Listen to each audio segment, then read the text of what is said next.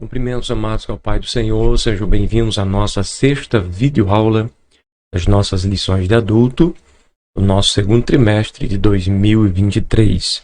Estamos estudando durante esse trimestre relacionamentos em família, superando desafios e problemas com exemplos da Palavra de Deus.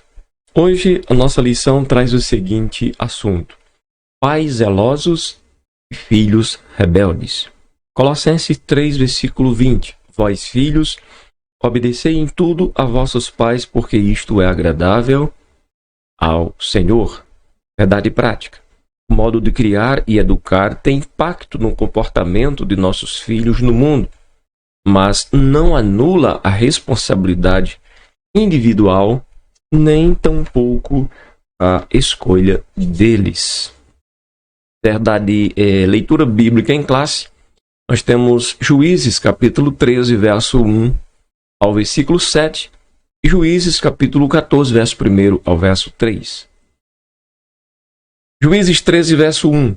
E os filhos de Israel tornaram a fazer o que parecia mal aos olhos do Senhor, e o Senhor os entregou na mão dos filisteus por 40 anos.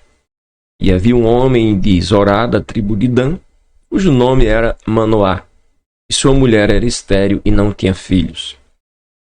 E o anjo do Senhor apareceu a esta mulher e disse-lhe: Eis que agora é estéril e nunca tens concebido, porém conceberás e terás um filho. Agora, pois, guarda-te de que bebas vinho ou bebida forte, nem comas coisa imunda, porque eis que tu conceberás e terás um filho, sobre cuja cabeça não passará navalha, porquanto o menino será nazireu de Deus desde o ventre, e ele começará a livrar Israel da mão dos filisteus. Então, a mulher entrou e falou a seu marido, dizendo: Um homem de Deus veio a mim, cuja vista é de um anjo de Deus terribilíssima, e não lhe perguntei de onde era, nem ele me disse o seu nome. Porém, disse-me: Eis que conceberás e terás um filho. Agora, pois, não bebas vinho nem bebida forte, não comas coisa imunda, porque o menino será nazireu de Deus desde o ventre até o dia da sua morte. Depois teve esta mulher um filho e chamou seu nome Sansão. E o menino cresceu e o Senhor o abençoou. Capítulo 14, verso 1. E desceu Sansão a Timna, e vendo em Timna uma mulher dos filhos dos filisteus, subiu e declarou-o a seu pai e a sua mãe, e disse: Vi uma mulher em Timna, das filhas dos filisteus. Agora, pois, tomai-ma por mulher. Porém, seu pai e sua mãe lhe disseram: Não há porventura mulher entre os filhos de teus irmãos, nem entre todo o meu povo, para que tu vás tomar mulher dos filisteus, daqueles incircuncisos? E disse Sansão a seu pai: Tomai-me esta, porque ela agrada aos meus olhos. Introdução. A história da família de Sansão se dá num contexto de pressão social, escassez e sofrimento imposto pelos filisteus sobre os israelitas por volta do século XI a.C. O filho de Manoá nasceu por um desígnio de Deus no tempo dos juízes, sendo o 12º e o último juiz em Israel. Apesar de ele ter nascido para cumprir um desígnio divino na defesa de Israel, tinha um temperamento irascível e rebelde. É possível constatar isso ao longo de sua vida pessoal de acordo com a Bíblia. Na presente lição, veremos que os pais de Sansão foram zelosos em sua educação, mas o seu filho tornou-se rebelde, desobedecendo os mandamentos do Senhor e também os conselhos dos seus pais. Primeiro tópico: os pais de Sansão. Uma situação espiritualmente deplorável. O capítulo 13 de Juízes mostra que os filhos de Israel tornaram a fazer o que parecia mal aos olhos do Senhor. Por isso, Deus entregou Israel na mão dos filisteus por 40 anos. Era um contexto em que o povo vivia na prática do pecado, onde poucas famílias temiam a Deus, procuravam guardar seus mandamentos. Entretanto, havia um casal fiel ao Eterno, que recebeu uma visita do anjo do Senhor. O casal era formado por um homem chamado Manoá, da tribo de Dan, e sua esposa, que era estéril. Foi para essa mulher que o anjo do Senhor apareceu, dizendo: Eis que agora és estéril e nunca tens concebido, porém conceberás e terás um filho. Dessa forma, a mulher de Manoá surge no cenário do livro de Juízes, escolhida pelo Senhor para ser mãe do remidor de Israel. Sua história é semelhante à de Sara, semelhante à de Rebeca e até mesmo semelhante à de Ana, que tiveram a esterilidade revertida para gerar vidas que desempenhariam uma função importante para a glória de Deus. Sob uma fé inabalável, a mulher de Manoá, devido ao favor gracioso de Deus, geraria um filho que libertaria o povo judeu do jugo dos filisteus. O anjo do Senhor deu orientações bem precisas a respeito da criança que iria nascer. Isso porque Sansão seria um nazireu desde o ventre materno. Ou seja, ele seria um homem separado e consagrado para cumprir um desígnio do Senhor. Cabia aos seus pais ensiná-lo e orientá-lo quanto aos requisitos do nazireado. Sansão não poderia beber vinho ou qualquer outra bebida forte. Não poderia comer coisa considerada imunda. Também ele não poderia ter os seus cabelos cortados. E, finalmente, ele também não poderia tocar em cadáver, pois qualquer outras coisas que representasse uma quebra de voto de nazireu. Adentrando no nosso segundo tópico, nós vemos o nascimento de Sansão e a sua formação. O nascimento e desenvolvimento de Sansão. Conforme a promessa, Sansão nasceu de uma mulher estéril. Ele cresceu debaixo da bênção do Senhor. Tanto era assim que o Espírito Santo o dirigia para o campo de Dan. Não havia dúvida de que a vida de Sansão estava sob a vontade soberana de Deus. Ela foi proveniente de um grande milagre executado pelo Altíssimo na vida da sua mãe. O menino Sansão, no plano terreno, estava sob a responsabilidade dos seus pais. Embora o texto bíblico não traga muitos detalhes do relacionamento dos pais de Sansão, podemos inferir que Manoá e sua esposa tinham uma vida conjugal de confiança e profunda dedicação a Deus. Primeiro, a esposa de Manoá compartilhou diretamente com ele a respeito do anjo que lhe aparecera. Segundo, Manoá orou insistentemente pedindo orientação de como criar esta criança. E, por terceiro, os dois estavam juntos e contemplaram a visão do anjo subindo em meio às chamas do altar, que deixa claro para nós de que esta família, os pais de Sansão, eram piedosos diante do Senhor.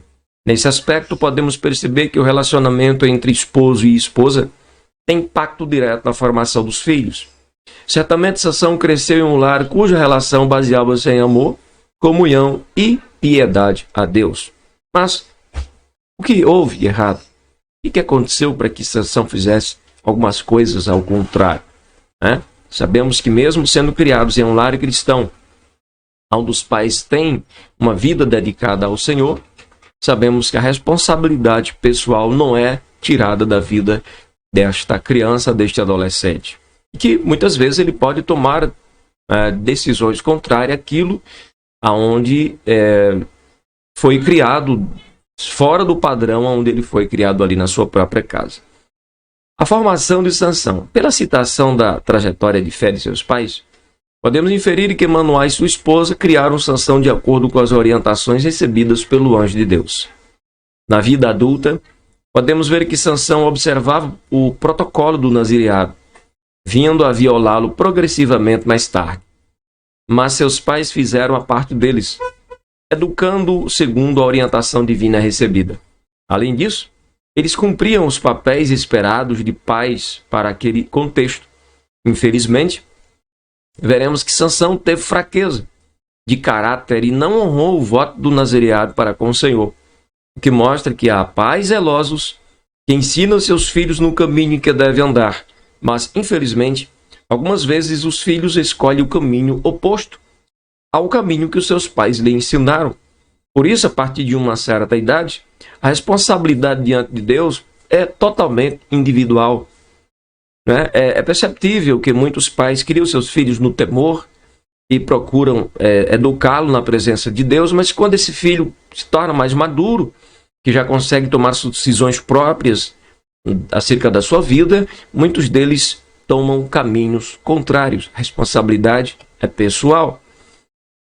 E, de outra forma, por exemplo, temos o exemplo de Caim e Abel, que tiveram a mesma formação, mas comportamentos completamente distintos, comportamento completamente diferente. Claro que isto não deve desestimular os pais a deixar de criar os seus filhos com muito zelo, cuidado e abnegação. Devem sim cuidar e muito bem dos seus filhos, sempre orando e pedindo a Deus a bênção do Senhor sobre a vida deles, para que temam ao Senhor. Desta forma terão condições de se desviarem do mal. Terceiro tópico, a fraqueza de caráter de Sansão. Sansão sabia da unção que estava sobre a vida dele para vencer os seus inimigos.